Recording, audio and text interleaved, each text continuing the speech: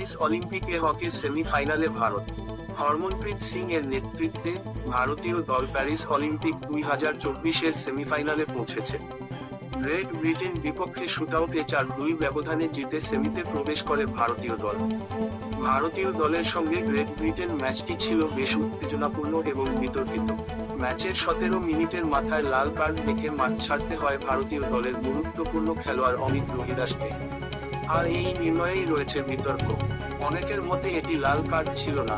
অমিত রোহিদাস দলের অত্যন্ত গুরুত্বপূর্ণ একজন খেলোয়াড়। আর এই নির্ণয়ের বিপক্ষে আবেদনও করেছে ভারতীয় দল। ম্যাচের বাকি সময়টা ভারতকে 10 জনেই খেলতে হয়। 22 মিনিটের মাথায় পেনাল্টি কর্নার থেকে দুরন্ত শটে গোল করে ভারতীয় দলকে এগিয়ে দেয় অধিনায়ক হরমনপ্রীত সিং। কিন্তু এই লিড তারা বেশিক্ষণ ধরে রাখতে পারেনি। 27 মিনিটেই সমতা ফেরায় গ্রেট ব্রিটেন হয়ে গোলটি করেন লি মার্টিন।